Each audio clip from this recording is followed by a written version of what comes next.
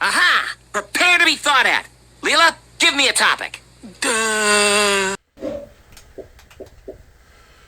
Hey, what's going on, everybody?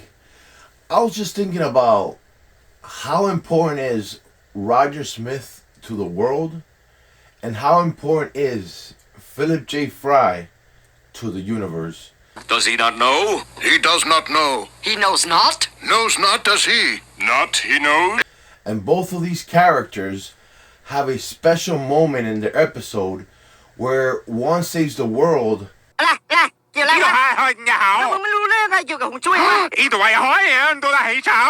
the other one saves the universe. Amy, mission profile. Interesting. So first, let's dive on in to Roger Smith from American Dad and how he was able and managed to save the world in this episode with just a golden poop. First, we're going to dive into... I'm the Decider.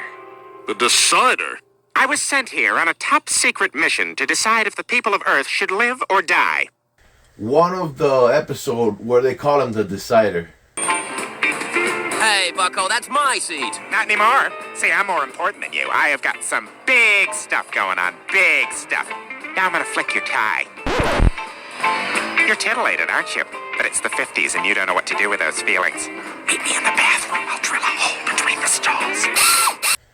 And this episode is very funny because the only one that can see through him is Stan Smith. The truth is, you're nothing but a worthless sack of fat ass.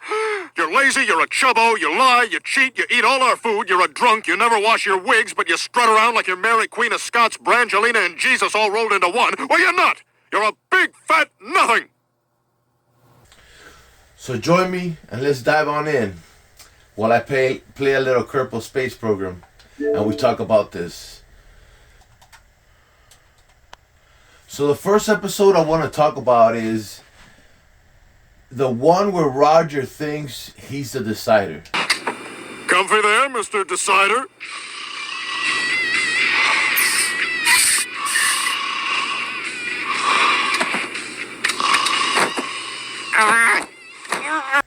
And he warns everybody, hey, don't mess with me because I'm the Decider. I wanted to go straight from the airport to my fortress of solitude. I don't want to have to wait for luggage. You know what? It doesn't matter. It doesn't matter. I got bigger things on my plate. Much bigger things.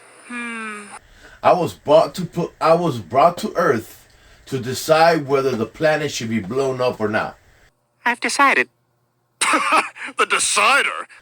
And according to Roger, there is a spaceship waiting for his answer to blow up the Earth or not. Roger, we joke a lot, me and you, but you know that deep in my heart, I've always loved... Too late, Stan.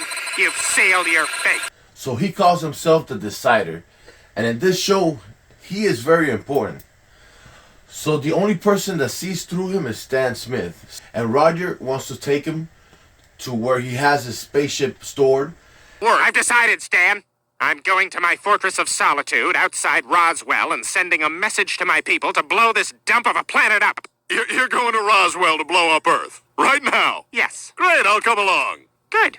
When I bend over to push the button, my ass will be the last thing you ever see.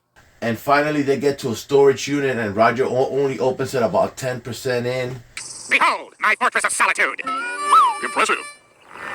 Good afternoon, Sojourners. Strawberry course? It's something I invented. I take a regular course and I drink it through a Twizzler, you see. I really like your roommate. Nice touch with the rolling. Don't want to open the door too wide and let disability check Dan over there see your fortress of solitude. 10% open, and so they slide under it, and and Stan sees everything. He's like, wow, and he's a little bit shocked, and Roger's looking for something on the spaceship, and somehow Stan finds a note in the windshield of the spaceship. Something's wrong. What the... Why isn't this... Dear humans who discover this wreck, please disregard it. We crashed this ship into your planet to test new safety features because we care about our customers. The alien inside is merely a crash test dummy who most likely died upon impact. Crash test dummy? But they told me... The Decider! That is classic! I am loving this!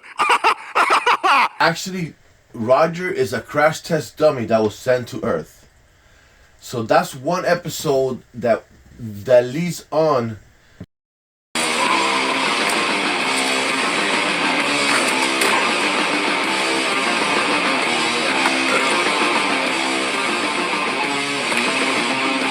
Jesus Christ already comes back to Earth.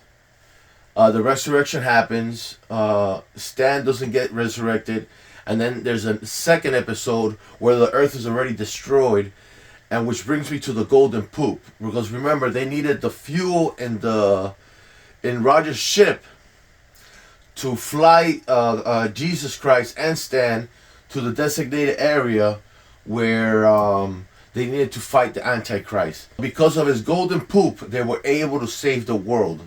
And if you look in other episodes with the golden poop, and you put somebody on YouTube put all those little episodes together of the golden poop filled with diamonds, and it's actually a whole little story. And at the end of it, Jesus Christ has it, and he said he found it on the battle of Boca Raton. The ship's sub-fusion engines run on precious metals and crystalline minerals. So unless you can poop out gem-encrusted gold, you're out of luck.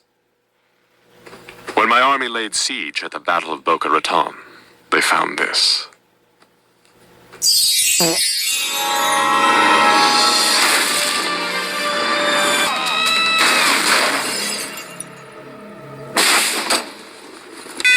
Something like that.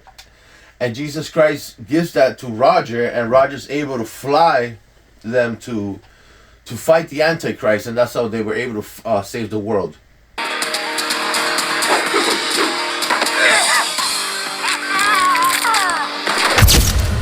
That's one episode where Roger is the most important person of the world. Again, I'm just in the multiverse of Roger Smith and 1,000 years later going to Futurama, where Philip J. Fry saves the world twice, fighting the brain monsters. So the first one, very important because he doesn't know that he saved the world. I mean, he does know, but he tried to convince other people that he did, and no one believed him. Thanks to the effect of the brain rays, the people of Earth had no memory of what had transpired, except Fry, and no one believed him or cared what he had to say. So he didn't get his memory rays like everybody else did. So he was trying to tell the professor and other people that, hey, I saved the world, and Fry was able, because Nibbler tells him that he's not only the most important person in the world, he's the most important person in the universe. Indeed, the fate of all that exists and ever will exist rests with you. You are the single most important person in the universe. Oh, snap. And then Fry, on the second time he saves the world, because Nibbler, Fry's feeling down. Fry's feeling very down. I'm as worthless as this trash can.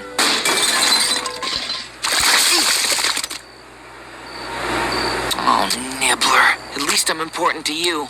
Even if it's only because I clean up your poop. Unwanted and not loved, and I don't know, he felt way out of place, so he was not able to, I don't know, he was just feeling bad, so it was just having a bad day.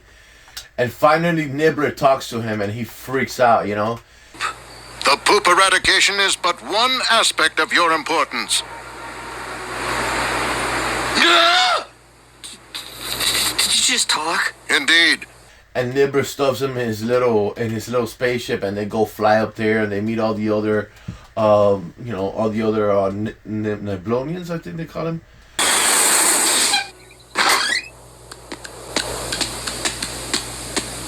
Welcome, Lord Nibbler. Welcome acknowledged. I bring with me the Mighty One. And Fry's like, oh, so I am very important. So every time I'm drunk and I think I'm important, I was right. And Nibbler's like, yes. So I really am important? How I feel when I'm drunk is correct? Yes, except the Dave Matthews Band doesn't rock. So he does save the world. Fry does get very upset because he actually finds out that it was because of Nibbler the Fry got frozen. Ah, Nibbler's there. Wait, what?